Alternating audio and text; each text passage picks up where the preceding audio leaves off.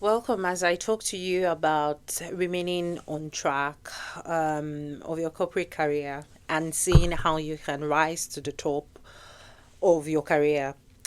And this is coming off the back of the fact that I believe that for you to rise to the top of your career, you need to be essentially it's intentional. You need to be intentional and it's like someone who is trying to climb a mountain, right?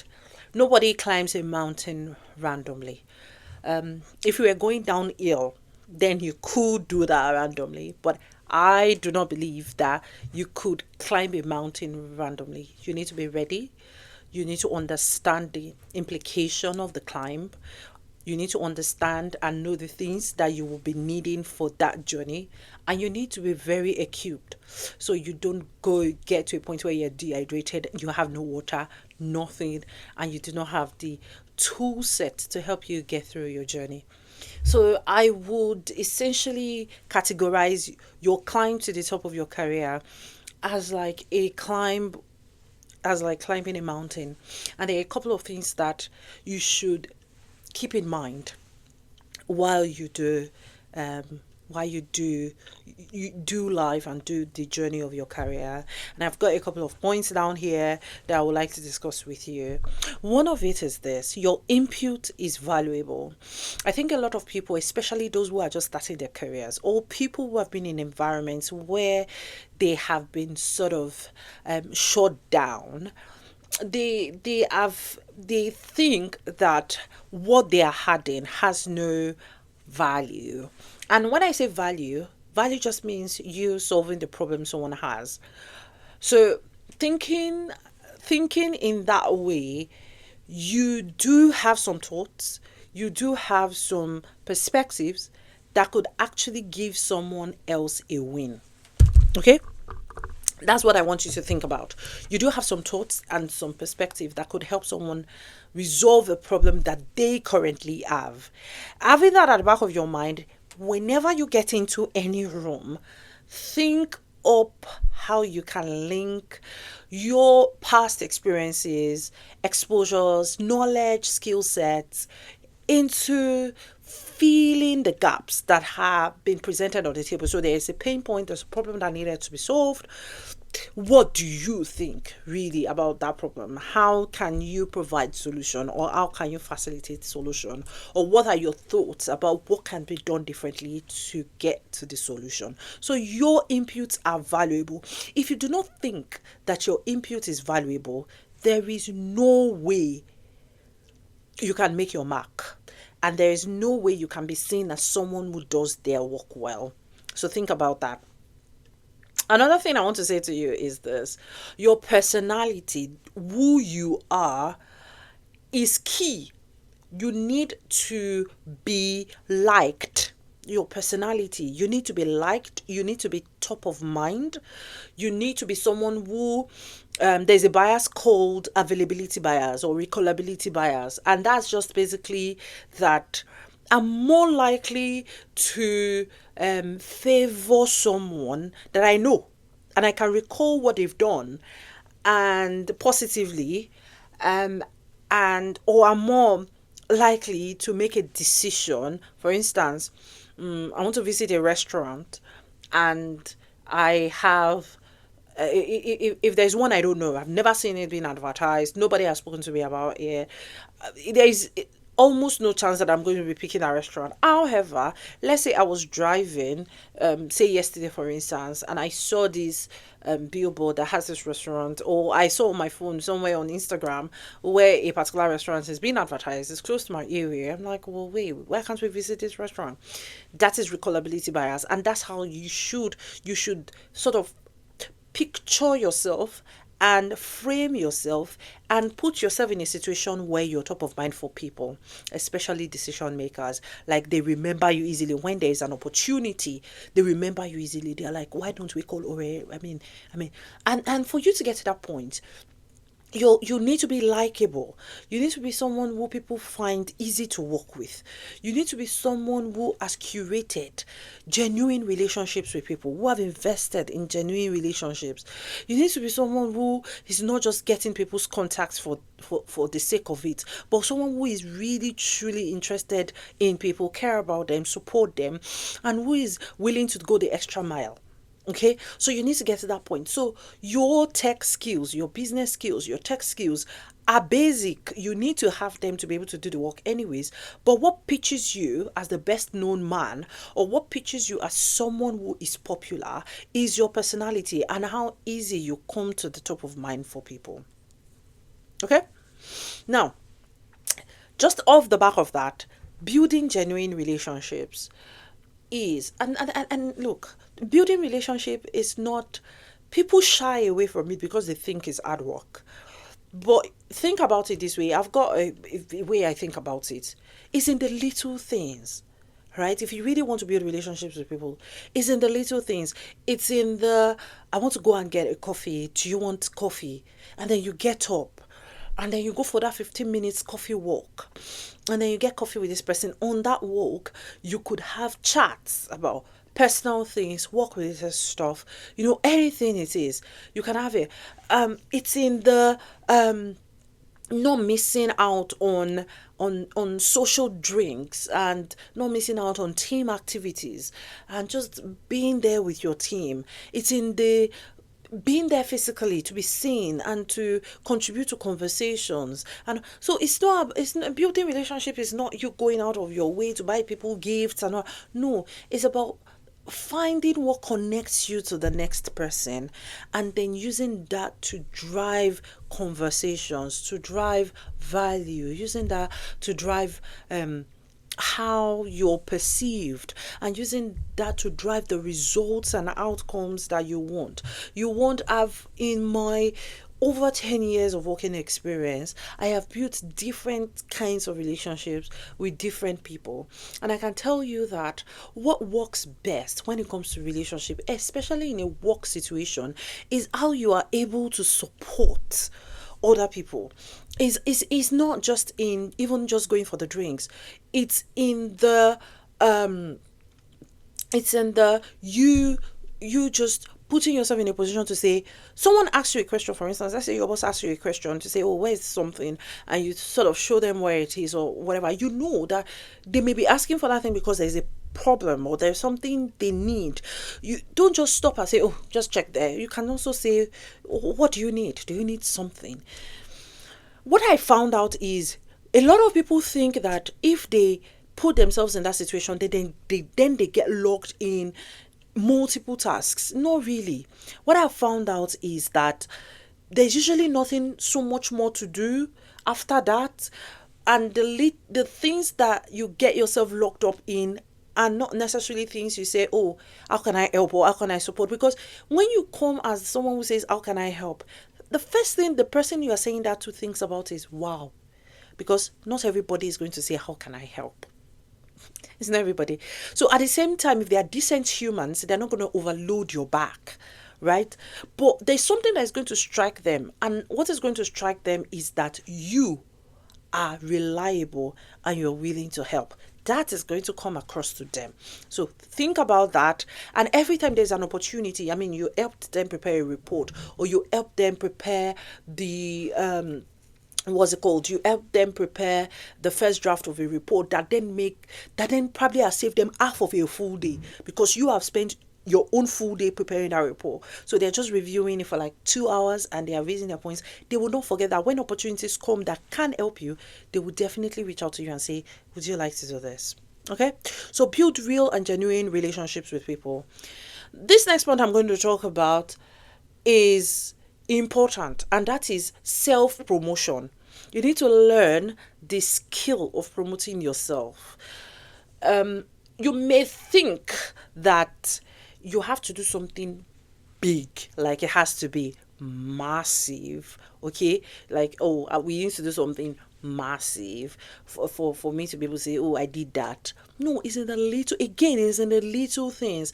It's in you saying, oh, by the way, one of the action points from our last meeting was for us to schedule a call with a particular team. I've done that already. And just thought to let you know. And then you walk by, just walk past. Because you are bringing people on a journey. Your career is a story, and you're telling a story. You're bringing them on the journey. You are, at every point in time, you're saying, okay, maybe you and your boss had a conversation in the morning. Maybe 3 or 4 of those things you talked about, you've been able to move the needle. You know, just this morning I was thinking about something, and what I was thinking about it was a lot of people focus on moving the mountain. Meanwhile, what is required from them at every point in time is just to move the needle. So you've just moved the needle on it. Just say to them, just say, by the way, you know what we discussed this morning? I've been able to do ABCD. I'm expecting the other team to reach out, or I'm expecting this report to come in, or this is where we've been able to get. In fact, even if you've not made any significant progress, the fact that you're letting them know where things are, obviously things have moved from point A to point A.1. They need to know, they deserve to know. So bringing people on board your journey of your successes is going to really help. Okay, so learn the art of self-promotion. Because you keep putting yourself in the faces of people and say, by the way, we've done this, we've done that, we've done this, we've done this, we've done that. Oh, they are little things. You don't consider them big. But because you keep showing up to say the things you've done, you have more reputation. You are perceived to be better than someone who is doing way more, but is not talking about it. It's just a fact. Okay? So learn the art of self-promotion is going to help you. Off the back of that, build a brand. Whether you intentionally build a brand for yourself or you do not, you're building a brand. The mistake you're making is you're leaving it to chance. So you want to say, okay, when it comes to my career, who do I want people to think that I am?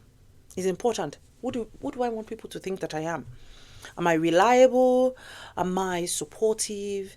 Am I the one who makes sure everybody is fine and feels supported? Am I the one who is technically grounded? Yeah, because you could be the technical person. You could be the one who brings in the most sales.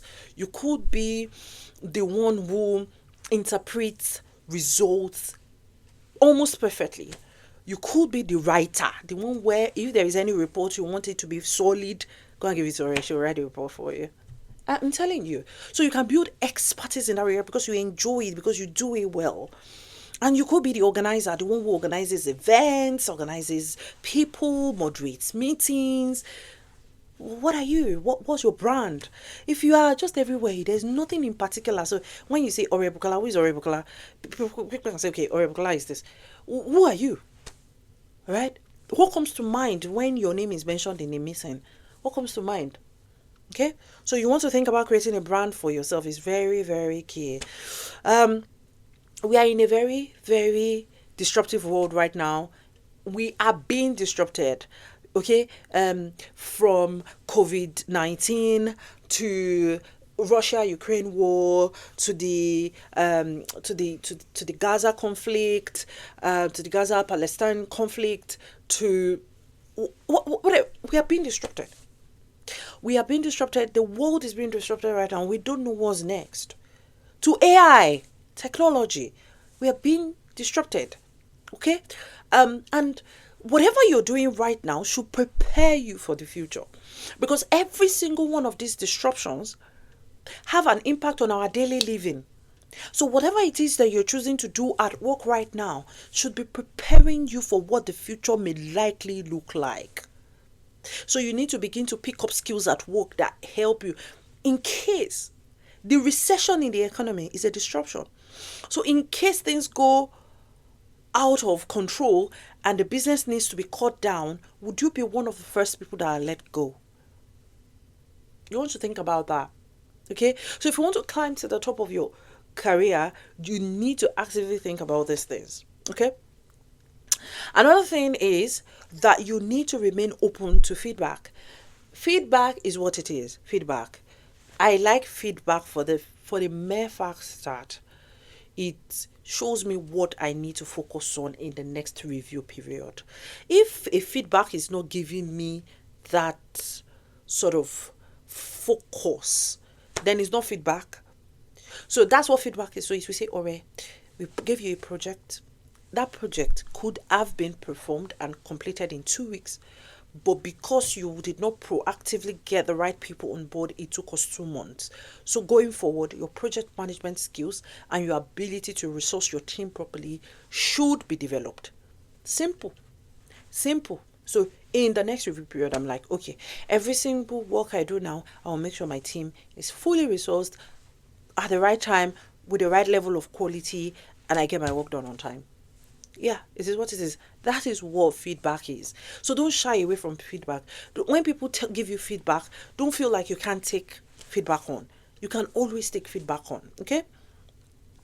Set boundaries. This one, I love this one now. People think of boundaries as I only work these hours, I don't work that hours, I only work weekdays, I don't work weekends. That is just a part of it.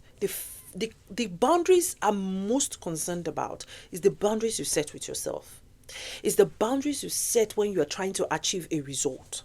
So you're trying to get a promotion at work, for instance, and you know everything that is required of you. You know your visibility will be required of you.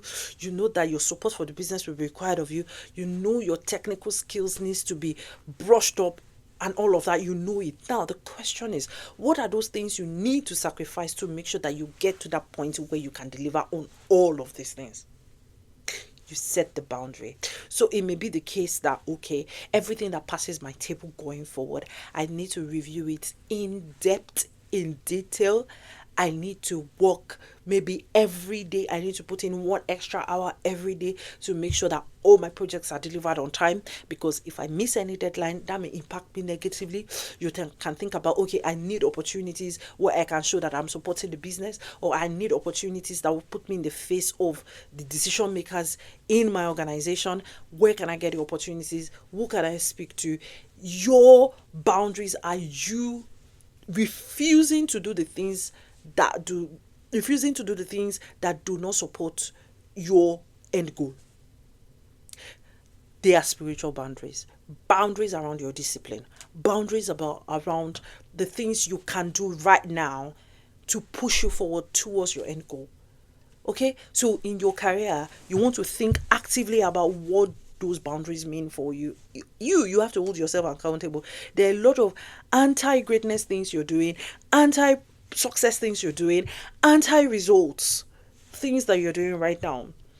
You know you should be picking up your laptop to brush up that report and make sure it's ready on your MD's table by 10 a.m. on Monday morning. But it's 5 p.m. on Sunday, you are doing nothing, you're probably just watching a football match. Why don't you, since this is against your name, this is not a company thing, this is against your name, why don't you get your laptop, put it on your lap, enjoy your match, brush up that report, get over to them. It's as simple as that. Yes. Instead, you're clamoring, oh, my workplace, they overload my back, they do this, they do that, they don't want me to have a nice weekend. Look, it's not about them, it's about you. Okay? It's about you. What about boundaries around how you spend your time during a work day? A work day is made up of, on the average, about 8 hours, right? On the average, obviously, there are some guys that work ridiculous hours. So I'm not talking about those guys. Let's say your own is 8 hours, right?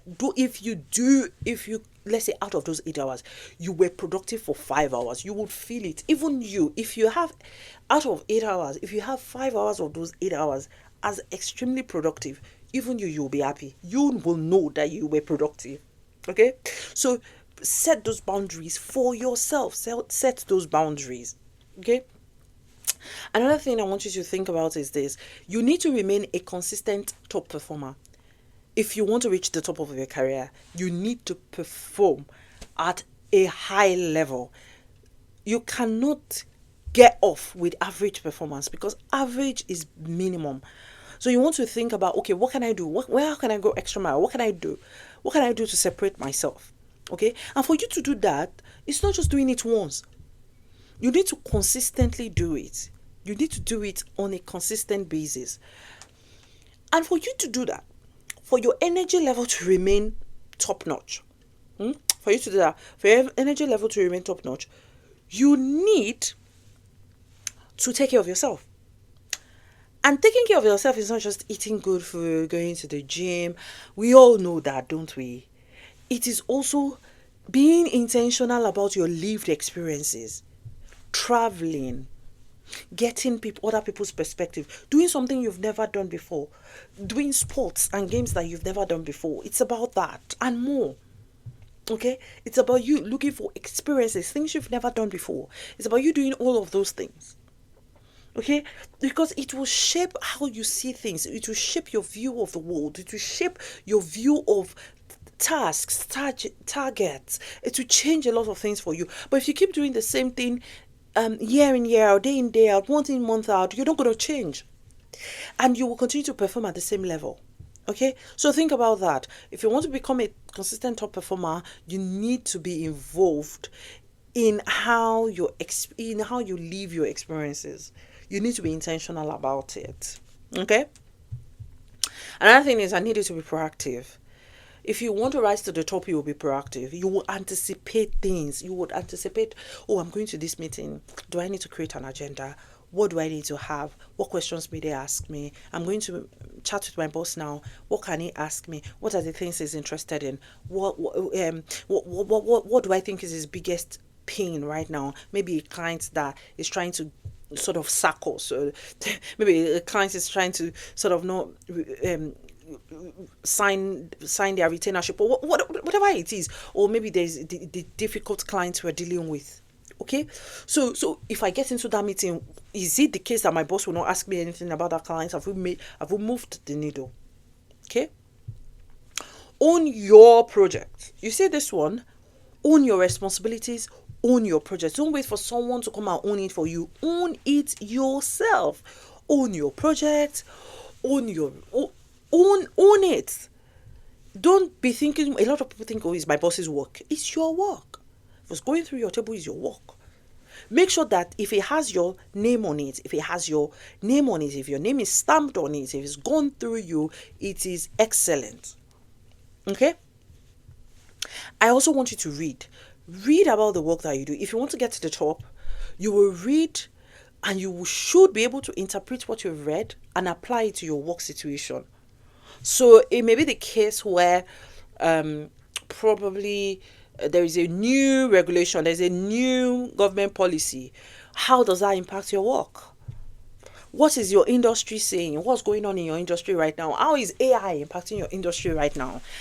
What is the message? What is the climate message for your industry right now? What are your competitors doing right now? And how is that going to impact your business, impact your company's business in the long run?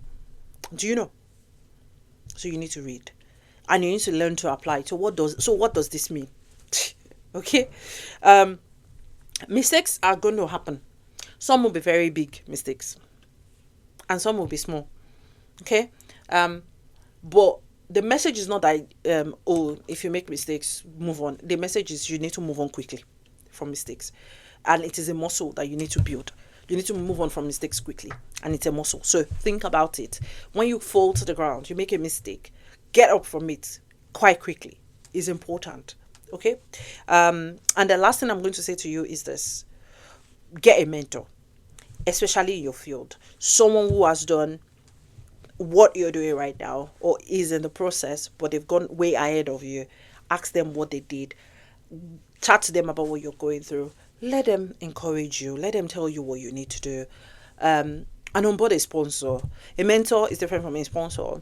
A career sponsor is someone who supports you for progression, supports you to be retained in the organization, helps you get through stuff easily. So get onboard a sponsor. Okay, if you know that someone has the power, the influence to make decisions, speak to them about taking you under their wings and supporting you, especially behind closed doors. Okay, those are it. So those are the key points that I see that can really sort of help you rise to the top in your career.